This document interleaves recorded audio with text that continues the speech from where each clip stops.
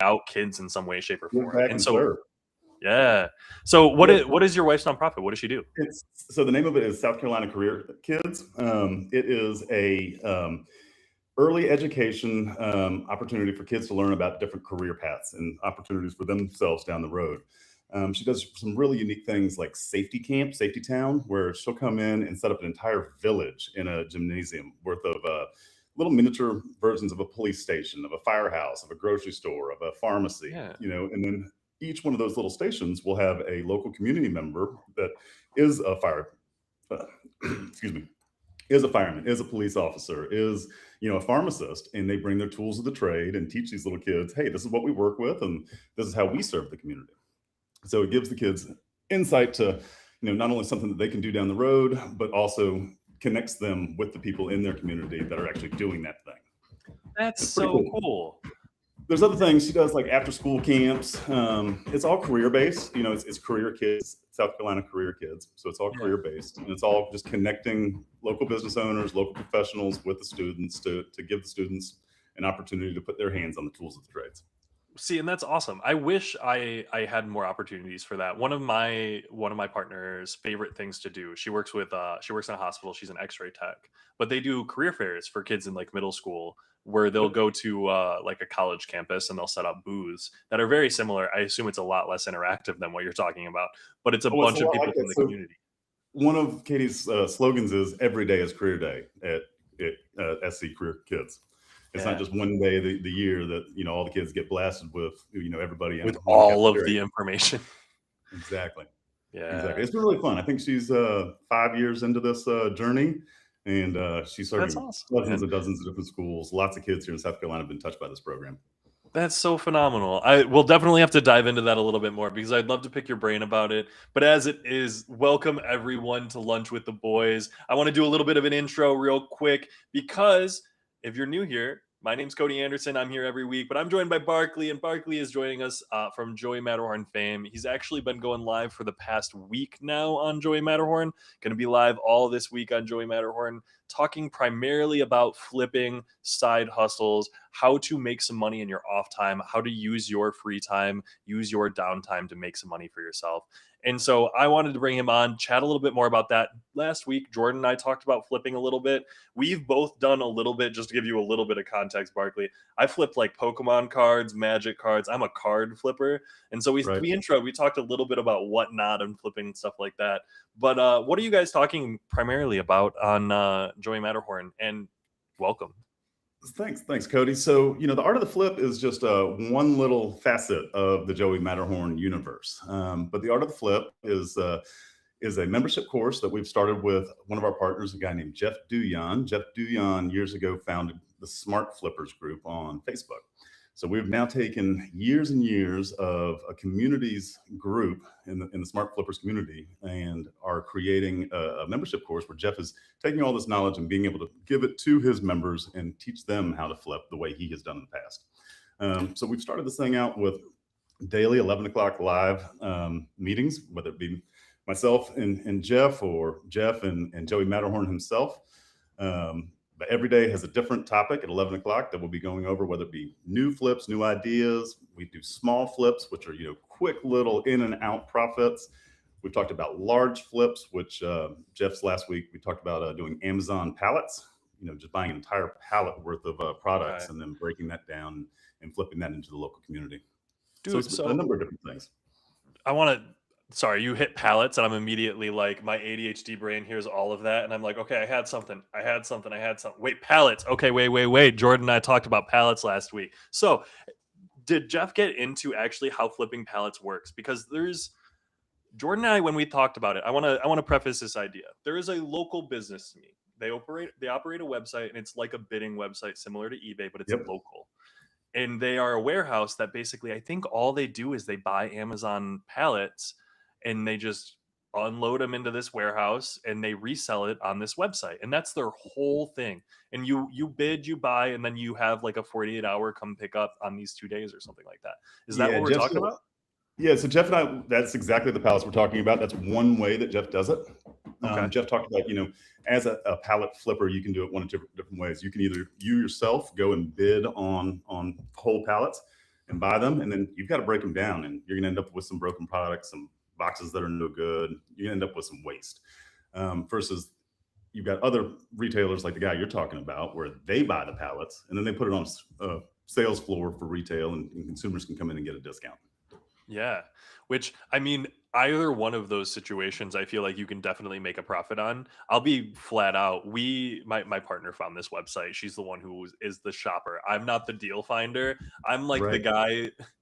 The brands love me because when I was 15, they gave me Old Spice, and now every time I go to the store, I buy Old Spice. Like, I'm that guy. That's smart for But life. exactly. But she's the shopper. And so she found all these deals. And I know that she, even just as a purchaser of these extra items, when you bid on things, there's not a ton of people fighting for it.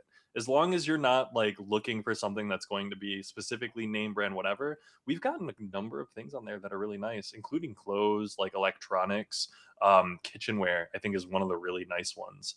And I think Jeff, when I talked to Jeff, he's talked about flipping kitchenware once or twice, but he's also talked about flipping a lot of like storage and organizational equipment. I think that's one of the big ones, right? Oh man, he's gone through a number of different individual topics. But as far as like storage and organization, he was talking about the metal garage shelves. Um, Yeah. to be able to find those, and if you can find a store that's liquidating, at 50% off, Hmm. buying their entire inventory. The people are all the time. He said everybody is always looking for shelves. That's one option. One his flips that always is an open market. Yeah. I realized as soon as that we had that conversation, I'm gonna pan my camera here for people. So there's a nice metal shelf right here from China that I ordered on Amazon that I just put That's it. together. That's That it. is the outside. That is the chef Everybody that always needs one of these shelves. exactly. You're going to need that shelf. Now, mind you, I bought that shelf off Amazon for like 55, $60. I realized Look afterward, I on looked Facebook on Marketplace. Alibaba. Even if you go look into like Shopify backend and you're building out a catalog, which is one of the things that at Good Rep Media we've done, we've helped e-commerce brands build out catalogs for drop shipping and things like that. So we've worked and we've looked at some of the things we purchased. Jordan mentioned it in last week's live. He bought a scooter, an electric scooter from this company. He went in, looked at a dropship catalog for one of our e-commerce brands and was like, "Oh, I could have gotten that for $60 instead of the 180 or whatever that I spent on it." And it was an electric scooter. It was the exact same scooter from Alibaba that we could stock in our own store. And so there are these opportunities to find these products that even you yourself are using. I think the storage stuff is huge. Everyone needs new storage and everyone wants nice storage. The one that I got right now, I was talking about how super nice it was. I'm glad that I paid 55, $60 for this really high quality thing. Now, if you can get that thing for 20, $30 and make that double profit, man, that's what you want to be doing. Now, I've not flipped a ton myself. Have you flipped? Are you a big flipper? Not no, I am not a big flipper, but Jeff and I just this morning we were talking about back when I was in college. I'm going to Yeah. show my age here, but 20 plus years ago, me and my buddies, two of my roommates at University of Tennessee, we knew that the original PlayStation was launching, and we went out to Walmart. We waited in line, camped out, if you will, and we ended up Yeah. buying several each. And we said, "Wait a minute, this was easy, and we're still awake. Let's go to the next Walmart." So we continued that, I think, 3 times over, and bought every PlayStation we could find. And we had them on eBay for the next week. They all sold. We all made money, and we all ended up with a free PlayStation. So Yeah. I See, do have and a flipping story. I'm not a big flipper myself. that's I think everyone has like their story and there's a difference there to highlight because my I have a flipping story. I'm gonna go through it real quick. Last year I got into Pokemon and I started buying limited edition whatever I could find for Pokemon. And I bought it over the course of a year and I had money sunk into it. There's like 700, $800 of just random Pokemon products. I resold all that for like 2.5 grand. It was a great little profit thing, but I just bought what I could when I was at the store over the course of a year. You go stop in the aisle, you look at what's there, you buy it MSRP, and it's going to be worth more. It wasn't something consistent, which is I know what Jeff kind of touts repeatedly is you want to find something that you can repeatedly buy. So like that PlayStation, very similar, where it's like, hey, this is a limited edition. I'm going to be able to flip this for the next. It probably worked for like a week or two, maybe a month. It did. Um, They all sold out. There was that first shipment from, yeah, the suppliers overseas, the United States. There was only X amount of them. It was a yeah. commodity item for probably a couple of weeks until they were outsold, and then they needed to wait till whatever Black Friday to stock in the next shipment. Exactly. So like a lot of this stuff is time sensitive. Does Jeff get into the idea of how time sensitive a lot of these things are? He does, and it's funny that you bring up Pokemon cards because I don't think you watched our 11 o'clock live I today, but didn't. that I was did not have the chance to. Pokemon cards were today's Jeff's topic at 11 o'clock. It was Oh, a new idea for the weekend, and he talked about how there's a lot of products that you can buy online that you can flip also online. There are a mhm, lot of products that you can buy online that you have to flip in person. mhm. This happens to be a product, Pokemon cards. They only drop in retail stores. So it's a product that you have to buy in person, but that you're likely going to sell online. Yeah. He went into the differences of, he is a strategy and a convenience flipper on these things. It's if he's next to a Walmart, he knows that they're dropping. He's going to go in, buy them, take them Yeah. home, put them online, flip them. He's not going to open up the box. He's not going to go on Whatnot and do the ripping of the packs like some people do. He just wants to earn the convenience fee on the flip of being able to be the person in line who bought it when it Well, was available. exactly. And the main thing with those types of limitations, I think it comes from sneakerheads as well, which I was never a Yeah, sneakerhead, but I think it's the same idea of catching that limited time drop. And then when you get that limited edition item, being able to kind of sell things off. Now with trading cards, they're not necessarily limited edition, they're just limited on print run, so it's very right. similar to PlayStations where like, hey, you only had so many PlayStations that you have the first launch. I remember when PlayStation 5's launched. Are you still a PlayStation guy? Absolutely. Okay, did you get a PlayStation 5 when it first launched, or did it take you a while? I was a late adopter on the Yeah. PS5. Well, it's dude, the first launch, you couldn't find one in stores for a year. And so the Right. secondary market of PS5s were like $700 or $800. And that was for a console that you can go find in stores now. So that Well, flip of, hey, if you know someone who's stocking PS5s, if you have an in at a store, if you know a grocer and you know when distribution's going to arrive and you can get there and pick those things up, you're able to make a tidy profit for as long as that shortfall lasted. I don't know if shortfall is the correct word there. I'm not an Jeff was investor, talking about. obviously. I think he called it. I think he said to go Google Flip Flip, and there's a website that you can register, and it's a monthly subscription fee. But they have the inside inventory tracking on all these drops. Uh, yeah, and there's a bunch of different, especially for like Pokemon flips. I'm into it. Obviously, if you can't tell, I enjoy it as like a collection hobby. I grew up with it a little bit. And I'm a TCG nerd. Like I enjoy trading card games. I enjoy playing them. I'm that guy. So I when I get the Was chance, it TC is what? what was What that? was that acronym? TCG trading card game.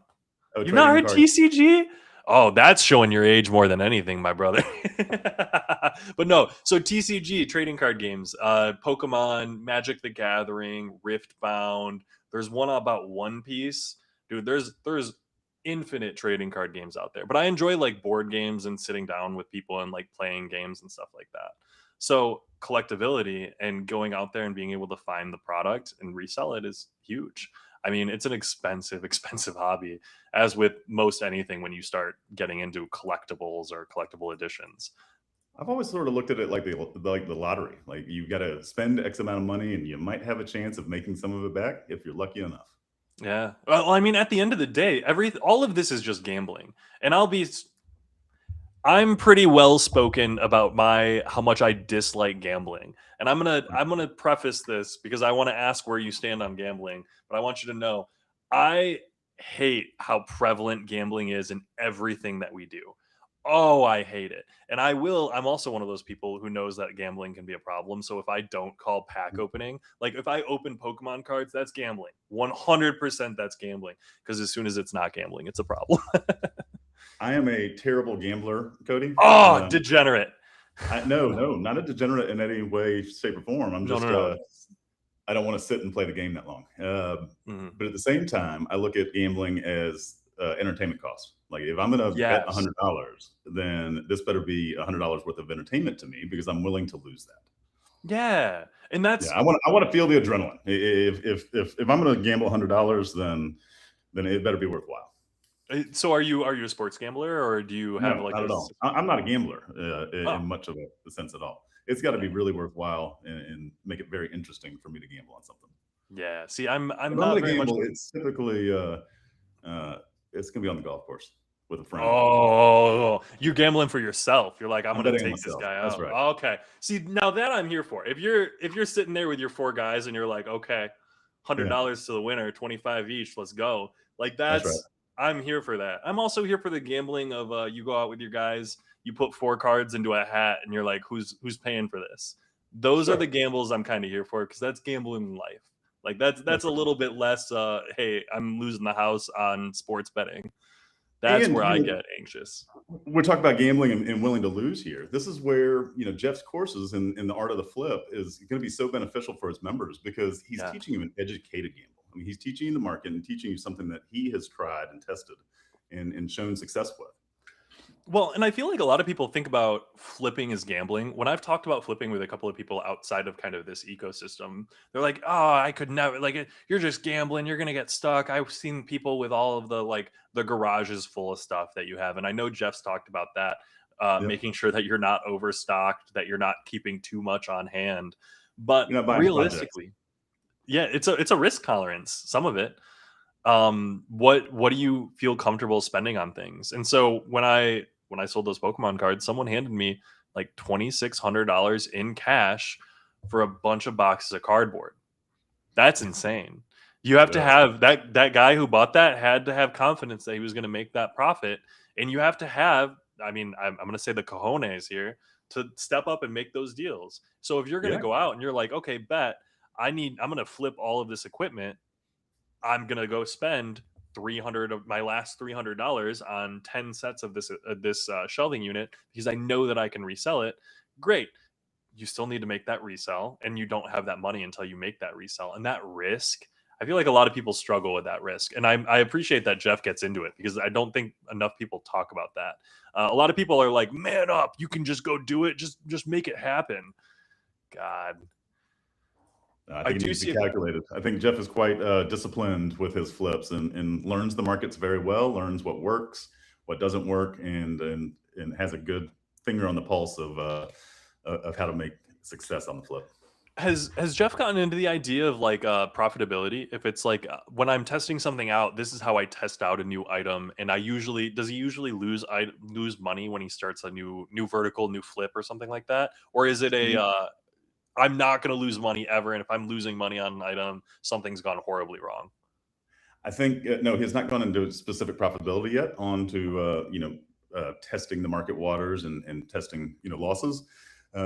But I do believe that Jeff is quite calculated with knowing his markets, knowing how to buy right, and strategizing to buy low, sell high.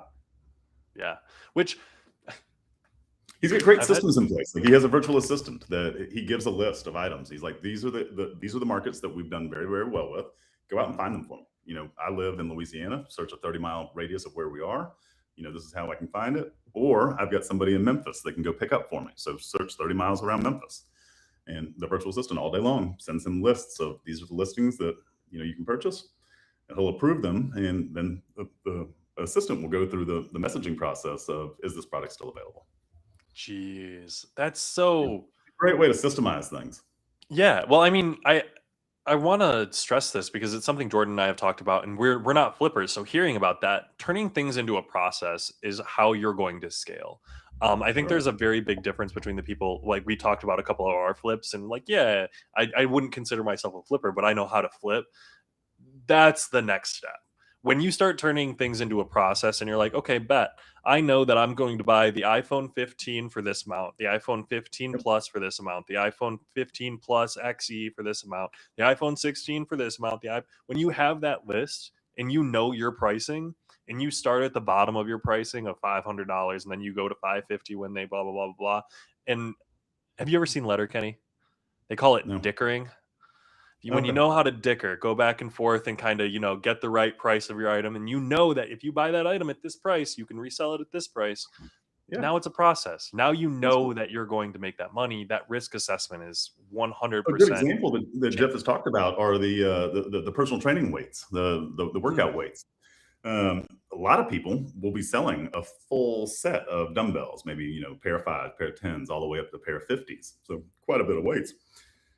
It will come with a very nice rack for all those weights. So he will figure out the pricing on, okay, how much am I going to pay for this? 50 cents a pound to buy all the weights. Offers makes an offer, makes the purchase. That rack became free for him to sell. It's another product for him to hedge on his bet. Same thing with like a full weight bench, or a lot of times these guys will have the bars and all the accessories. Yeah. Jeff's only going in and pricing out just the price of the weights to make the offer, but then he purchases the whole set, breaks it down, sells the bar for an extra $100. Yeah. There's always peripherals. There's always a profit to be made. I think a lot of people end up in this mindset, especially when watching, American pickers and stuff like that. They're like, "Oh, I'm going to go out and I don't know what's worth things." They're looking at a pallet, for example, and they're like, "I don't know what on this. Half of this looks like junk." And it's like, "Actually, that's a Le Creuset. It's a $400 freaking pot. What are you doing? It's not worth anything. I don't care that it's a little bit dinged. You paint match that because it's huge." Like, you need to have that kind of information, or you need to have the right mindset to know where to find that information or to recognize craftsmanship, work, names. And I feel like that's something you build up over time. Like, Jeff has that experience in spades. Absolutely, he does. Absolutely, he does. I mean, knowing what he knows about the cell phone market is kind of blowing my mind. Just picking his brain the couple times we've talked about it. Well, and it's crazier because even just talking about the information that he has in his brain about the products that I use daily and kind of how businesses go about and operate. So I've talked about there's a system in pre-orders for Pokemon cards and pre-orders in general that Walmart uses. And I've talked about this in depth that a lot of people don't think about how Walmart makes a profit on something. So I'm going to go into this system really quick so that you can realize that companies make a bunch of profits that are insane. So Walmart will do a pre-order for a product that's $100. They'll let 100,000 people pre-order that $100 product. Now it's $10 million they just got. They're only going to get 10,000 or 1,000 of that product. So what do they have to do? They have to cancel $9 million worth of pre-orders. Well, what happened during that entire period of time? Walmart had $10 million that they only had to actually use $1 million of for their product, and the rest of it is a slush fund loan that they got for however long your pre-order was for. So And what they do? certainly They learned invest. what the demand would become. Yeah, so they learn what demand is, but they also have that $9 million that you put down on pre-orders that they can invest. They earn 2 to 3% over that period of time. Or they invest it in high yield, whatever they're going to invest in. It's the same situation as like giving money to your bank and they're giving you in whatever the 0.5% yearly. It's because they're investing your money on the back end and making profits. And I don't think people realize Walmart's doing the same thing. All these On a big very companies. large scale. Yeah, on a very large scale. Similarly, what you can do on your scale for you, pay for the main product, but get other things while you're there. Toss-ins, and then make products on those. Educate yourself, figure out what's worth money. I think that's the biggest like hurdle for people is recognizing that everything can be worth money. And that's one of the cool things about the picker shows. Do you ever get into those? No, I've seen like American Roadshow a couple times. That's Oh, something okay. that'll pop up in my Facebook feed every now and again. And I don't know why. Like grandmothers with a ancient vase is in my algorithm, but sometimes it is. Sometimes they're in there, man. Those I saw little pots are really cool. those little nested Russian dolls. I saw those not too long ago. Gotta love it, And man. yeah, I do enjoy I those will types say of this: shows. after talking to Jeff last week about the weights, my Facebook feed thinks that I'm a bodybuilder, and that's all I. It's all it thinks I want to buy is weights. Did you Google weights afterwards? I did live on the show. I looked up Facebook Marketplace, and we were talking about weights. And of course, Facebook's listening to us, and I'm looking at the weights and clicking through the things. So, yeah, now I'm a weight connoisseur now. That's kind of how Facebook does. I went to Carfax once. I'm in the car market. I'm looking for a new one. So if anyone out there in the world has recommendation for new cars, I want something with all-wheel drive. It does need to be all-wheel, not four-wheel. You should talk to Michigan's me about not this later. great. Was that? I said you should talk to me about this later. Oh, you got thoughts? Well, I was in the car business for a long time ago, and I still have connections. Oh, heck yeah. Well, that's phenomenal. So we'll chat about that. But for anyone listening, I'm currently thinking about Toyota RAV4s, Subaru Crosstreks. I've been told to avoid Trailblazers or Blazers in the Chevy. I've been driving an Impala for most of my life, and I know I can drive my Impala into the ground. But it's got 225,000 miles on it, and I don't feel safe on the highway anymore. So I think it might be time.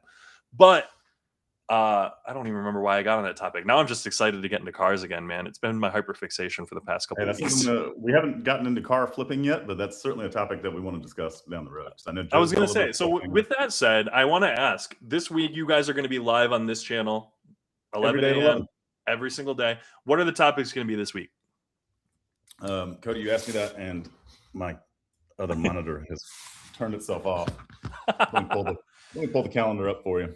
While you pull that up really quick, I want to address this question. What type of mindset do you think you need to have to begin flipping? And for me personally, I think that you need to be willing and ready to get out there. We talk about how difficult it is. Like the first step is always the most difficult. I think it's something that we've hit on quite a lot.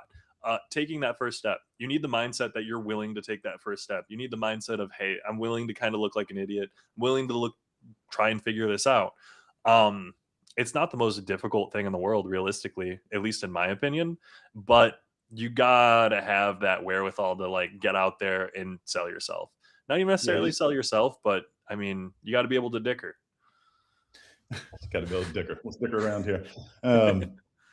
I think you're But right, Cody. I think as far as what the mentality is, it's just a matter of just saying, I'm going to go do this. And Mhm.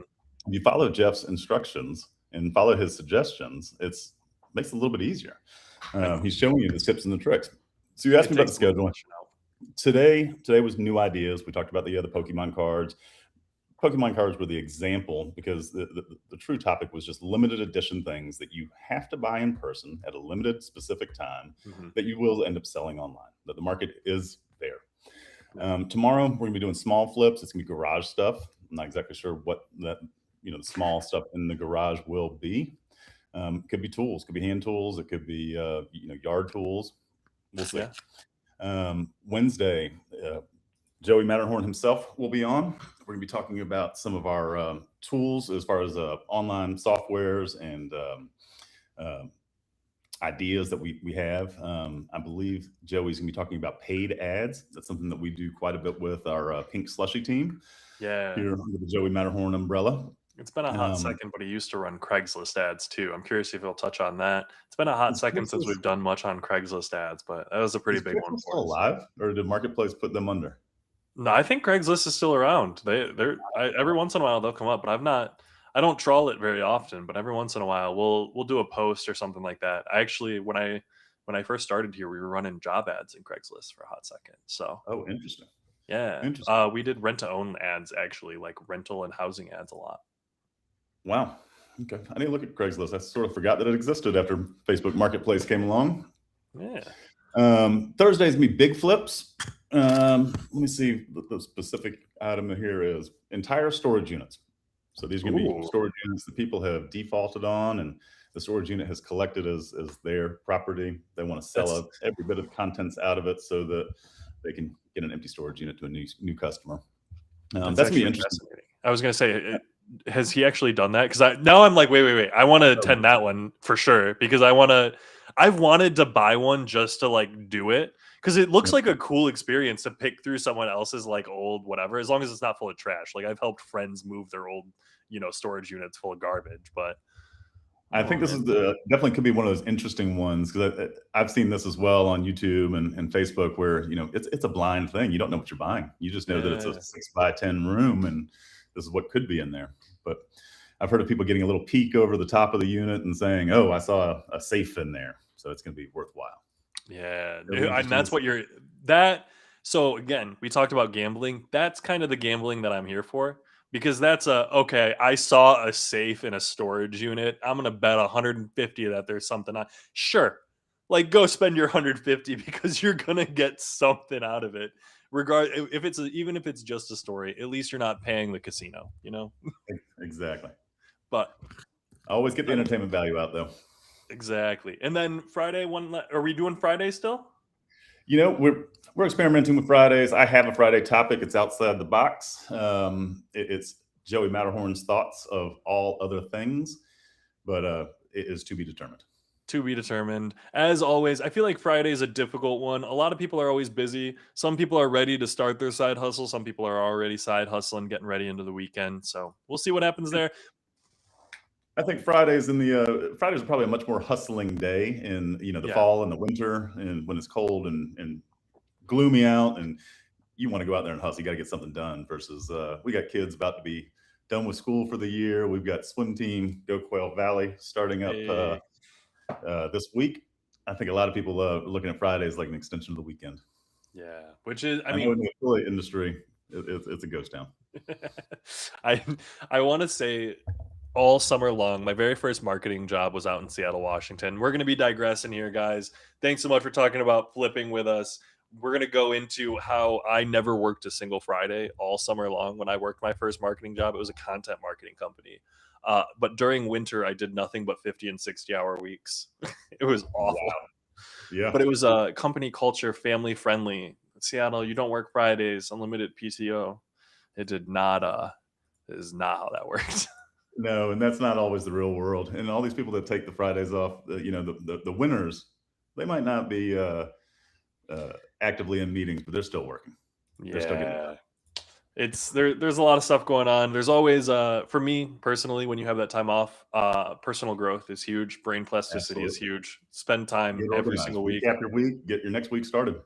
Yeah. Well, it's not even necessarily that. Learn something new. Spend time doing something new. Like if you were, I Yeah, yeah. periodically will try to learn a new skill, learn a new software, do something. And that doesn't mean just watch a 10-minute video on how it's done. It means get out there and like do a thing. Write down a Dive game into it. plan. Get out there. Really good opportunities. But hey, Barclay, thanks so much for joining me on this episode of Lunch with the Boys. We will be live tomorrow on the Good Rep Media channel, back with Jordan. We're going to be talking about some small business marketing tips. So join us on that. And then join us on the Joey Matterhorn channel at 11 a.m. all week, 11 a.m. EST all week, talking about flips, getting in there for side hustles. If you're looking to make some money, it's definitely where you want to be. Come check us out. As is, Barclay, thank you so much. I Thanks, appreciate it. Cody. Any final words before you hop out of here? Nah, man. Have a great day. Have a great day.